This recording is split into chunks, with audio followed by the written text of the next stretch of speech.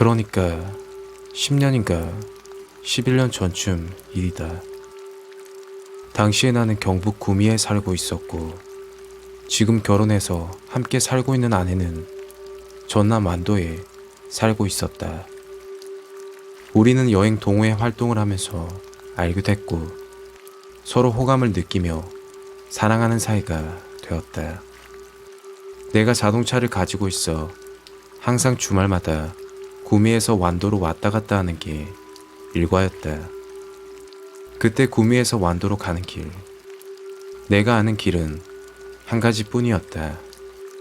88 고속도로를 타고 광주, 나주 해남을 거쳐 남창까지 가면 완도가 나온다. 올 때도 마찬가지였고 지금은 길이 새로 닦여 그나마 많이 좋아졌지만 당시만 해도 나주만 벗어나면 완도까지는 차 2대가 겨우 비껴갈 수 있는 좁고 구불구불한 길이었다. 멀리 비치는 인가의 불빛만 존재하고 가로등도 없었다.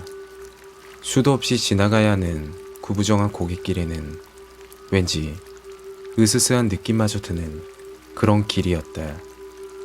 구미에서 완도까지 6시간이 넘게 걸렸다. 그날은 여름 장마철이었다. 토요일 저녁, 그날따라 일이 좀 많아 늦게 퇴근을 하게 되었다.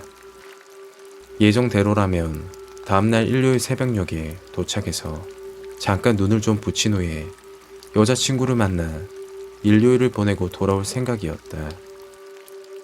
지리산 휴게소를 지날 때부터 장대 같은 비가 계속 쏟아졌다. 광주에 도착했을 때 이미 자정이 훌쩍 지나가 있었고 비는 하염없이 쏟아지고 있었다. 천둥 번개까지 치면서 어차피 날이 밝아야 여자친구를 만날 수 있었기 때문에 나는 급하게 서두를 이유가 없었다. 여자친구가 사준 오디오 테이프를 들으며 휘파람도 불어가면서 사실 나는 비가 오거나 눈이 오는 날씨를 좋아했다. 13번 국도를 따라서 막 고개를 하나 넘고 있었는데 이 고개만 넘으면 해남이었다. 커브길을 돌아가는 순간 내 차의 라이트 불빛에 20살이 안 되어 보이는 학생의 모습이 언뜻 보였다. 우산도 없이 오는 비를 다 맞아가면서 태연히 손을 흔들고 있었다. 마치 택시를 잡듯이. 너무도 자연스럽게 길가에 서서 손을 들고 있었다. 이 시간에 이 산속에 폭우까지 쏟아지는데? 별 이상한 사람도 다 있네. 하면서 그냥 지나쳤는데 스쳐 지나가면서 언뜻 본 그 학생의 눈빛이 뇌리에 꽂히고 말았다. 정말 뭐라고 표현해야 할지 모르겠지만 그 짧은 순간에 그것도 비까지 쏟아지는 한밤중에 그 학생과 눈이 마주칠 수 있다니 지금 생각해도 의아에 따릅니다. 아무튼 왠지 찜찜하고 미안하기도 하고 뭐라 설명할 수 없는 그런 기분이 들었다. 에휴, 어차피 좀만 가면 해남인데 태워주자. 내키진 않았지만 차를 돌렸다. 나는 그 학생이 해남에 가는 거라고 생각했고 그건 너무도 당연한 생각이었다. 하지만 그게 아니었다. 그 학생은 스스럼 없이 조수석에 올라타더니 아저씨, 땅끝말려. 변성기를 거치지 않은 듯한 짧고 가녀린 음성 그 한마디뿐이었다. 그리고는 창 쪽으로 고개를 돌려 바깥만 보고 있었다. 땅끝마을? 어이가 없네. 이게 택시인 줄 아나? 그리고 아저씨라니 아직 결혼도 안 한 총각 보고. 마음속으로 이야기하며 그렇게 달렸다. 완도 가는 길에 땅끝마을도 있으니 어차피 가는 길이고 나도 처음 보는 사람과 인사치레로 쓸데없는 얘기 주고받기 싫어하는 성격이었으니까. 그래도 좀 괘씸하다는 생각은 들었다.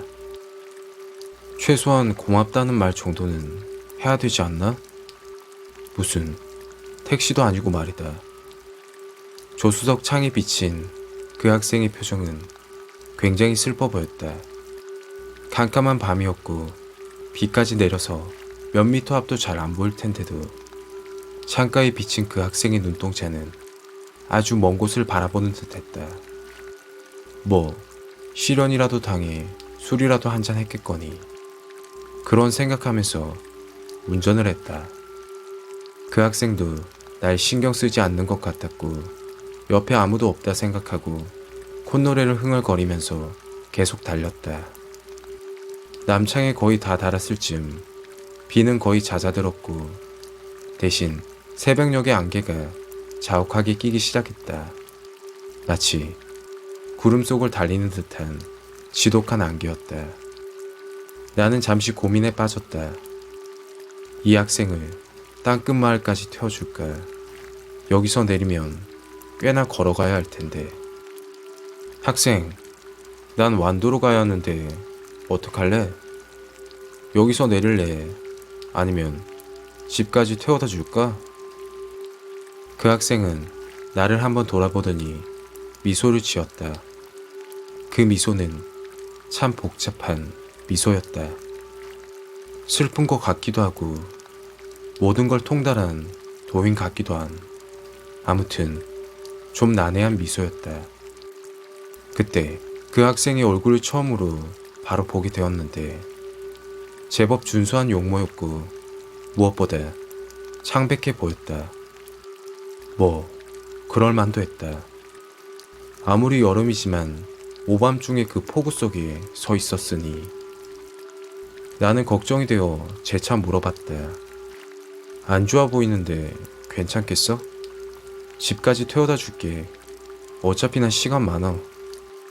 그러면서 차를 땅끝 마을 쪽으로 돌리려는데 괜찮다면서 여기서 가까우니 내려달라고 했다.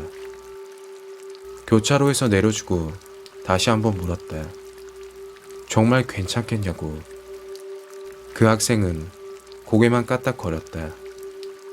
학생이 내리고 교차로를 지나오면서 룸미러로 뒤를 봤는데 분명 내린 지 얼마 안 되었는데 학생의 모습이 보이질 않았다. 교차로를 건너서 차를 세우고는 내려서 건너편을 봤지만 역시 보이지 않았다. 하긴 어둡기도 했고 자욱한 안개 때문에 눈앞에 있는 곳도 잘 보이진 않았다. 어두운 한밤중 자욱한 안개 속에 가로등 몇 개만 스멀거리는 외딴 곳에 혼자 있다고 생각하니 갑자기 좀 무서워지기 시작했다. 뭐 내리자마자 뛰어갔겠지. 스스로를 납득시키고 서둘러 그곳을 떠났다. 그렇게 완도 읍내에 도착하니 새벽 5시가 다 되어가고 있었다. 적당한 곳에 차를 주차시키고 창문을 조금 열어놓은 후에 의자를 뒤로 젖혀 잠을 청했다. 두어 시간 자고 일어나면 여자친구를 만날 수 있다는 생각을 하면서 얼마를 잤을까? 창문을 두드리는 소리에 잠에 섰겠다. 희뿌옇게 날이 밝아오는 가운데 아까 내려줬던 그 학생이 자동차 창문을 노크하듯이 두드리면서 자고 있는 나를 들여다보고 있었다. 그때는 너무 놀라 기절 직전이었다. 화들짝 깨어나서 놀란 내색을 하지 않으려고 애쓰며 창문을 내렸다. 뭐야, 너 아직 안 갔어? 비몽사몽간에 더듬거리면서 주절거리니까 그 학생이 씩 웃더니 고마웠다고 말을 했다. 아무도 태워주지 않았는데 아저씨가 태워줬다고 고맙다고. 그러고 보니 여기까지 올 동안 고맙다는 말 한마디 없더니 그 말 하려고 다시 온 건가?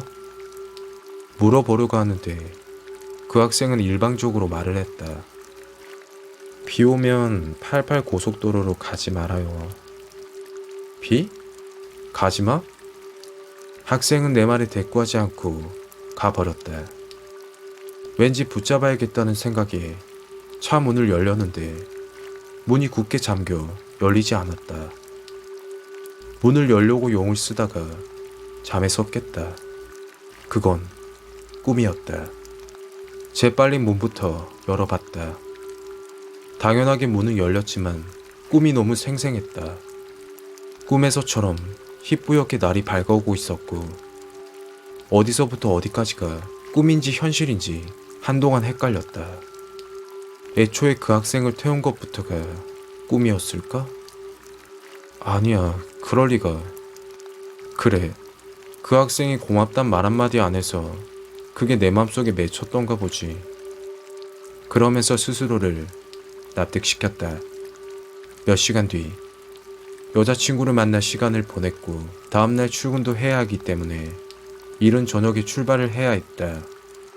헤어지기 전에 커피를 마시면서 그 학생을 태웠던 일, 꿈에서 그 학생이 했던 말, 지난밤에 겪었던 일들을 여자친구에게 들려줬다. 마침 낮 동안 화창했던 날씨가 굳어지더니 멀리서 천둥 소리가 들려오고 있었다. 여름 날씨란 정말 변덕스러웠다. 여자친구는 심각한 얼굴이었다. 때마침 빗방울도 떨어지기 시작했고 여자친구는 한사코 88 고속도로로 가지 말라고 했다. 내가 아는 길이 그거밖에 없는데 뭐 순천으로 해서 구미 고속도로를 타고 가는 길이 있다는 건 알고 있었지만 한 번도 그쪽으로는 가보지 않았다. 그렇게 여자친구와 약속까지 하고 나를 보내주었다. 헤이, 그냥 88 고속도로로 가고 여자친구에게 순천으로 해서 갔다고 그럴까? 그런 생각도 했지만 여자친구를 속인다는 게 내키지 않아서 초행 길이지만 순천 쪽으로 방향을 잡고 출발했다. 비는 계속 내리고 있었고 마산을 지날 때쯤 라디오에서 뉴스가 들려왔다. 고령터널 입구에서 유조차가 포함된 7중 추돌 사고가 났다고. 유조차는 뒤집어지고 사상자는 수십 명. 교통 통제가 되고 있다는 그런 내용이었다. 내가 88 고속도로로 갔다면 지금쯤 나도 그 근처를 지나고 있겠구나 하는 생각이 문득 들었다.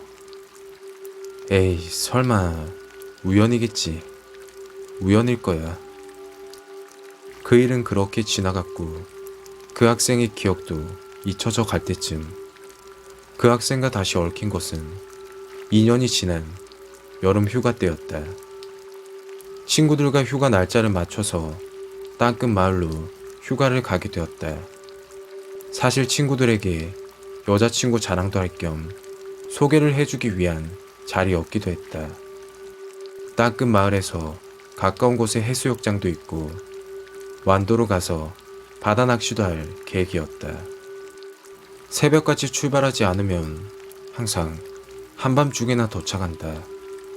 급히 구하느라고 조립식으로 대충 지은 허름한 민박에 간단한 짐들을 풀었다. 그날 밤에 나는 그 학생을 또 만나게 되었다. 물론 그것도 꿈이었다. 생생하긴 했지만 꿈의 그 학생은 화가 난 모습이었는데 여긴 뭐하러 왔냐고 지금 당장 나가라면서 나를 몰아세웠다. 그러다 잠에서 깼는데 시간이 꽤 된 것 같았는데 시간을 보니 얼마 지나지 않은 새벽 2시였다. 이번에는 그냥 꿈이었겠거니 하고 넘길 수가 없었다. 부랴부랴 자고 있는 친구들을 깨우기 시작했고 친구들은 짜증이 이만저만 아니었다. 그도 그럴 것이 잠든 지 2시간밖에 안 되었는데 깨웠으니 난 아직 잠에서 덜 깬 친구들에게 두서없이 꿈을 꿨던 이야기, 그 학생에 대한 이야기를 중구난방으로 설명하면서 예감이 좋지 않으니 빨리 나가자고 닥달했다. 당연히 친구들은 나를 미친놈 보듯이 했고 한밤중에 꿈 얘기를 하면서 나가자니 내가 생각해도 제정신이 아닌 소리였다. 그래도 난 끝까지 고집을 피워 친구들을 하나씩 끌어내다시피 하며 마당으로 나왔다. 끌려 나온 친구들은 마당 한켠에 있는 마루에 앉아 잠에 취한 표정으로 나에게 욕을 했다. 바로 그때 우리 옆방에서 순식간에 불길이 치솟았다. 무언가 터지는 듯한 소리와 함께 불길이 치솟았고 그 불은 순식간에 우리 방으로까지 옮겨 붙었다. 그 일들은 정말 순식간에 일어났다. 조립식 건물이 왜 위험한가를 그때 확실하게 깨닫게 되었다. 불은 정말 순식간에 번졌고 자고 있던 팬티바람의 사람들이 황망하게 뛰쳐나왔지만 이미 상당한 화상을 입은 상태였다. 나중에 알게 되었지만 병원에 실려간 부상자 중 결국 한 분은 돌아가셨다고 했다. 그 화재 사건으로 우리들의 휴가 계획은 엉망이 되었고 난 그 학생 이야기를 친구들에게 자세히 들려줬다. 그중 한 친구가 그 학생을 한번 찾아보자고 제안을 했고 어차피 휴가 계획은 다 망쳤으니 다들 그러자고 했다. 그렇게 동네 어른들을 찾아다니며 수소문한 결과 알게 된 사실은 15년쯤 전에, 그러니까 지금으로부터는 25년쯤 전, 해남 근처에서 실족사한 고등학생이 한 명 있었다고 했다. 여자친구에게 차이고 술에 취한 상태에서 도로 옆 절벽으로 떨어졌다고 하는데 극단적인 선택인지 아니면 사고라도 당한 건지 의견이 분분했다. 사건 당시에도 명확한 결말이 나지 않았다고 했다. 그 학생 집이 땅끝 마을에 있었고 아버지는 안 계시고 어머님과 단둘이 살았다고 하는데 그 일이 있고 어머님은 거의 미치다시피 해서 종적이 묘연해졌다고 했다. 그 이상은 자세히 알 수가 없었고 그 후로 두 번 다시 그 학생을 만날 수도 없었다. 꿈에서도 말이다. 요즘도 비가 억수같이 쏟아지는 밤이면 가끔씩 그 학생 생각이 난다.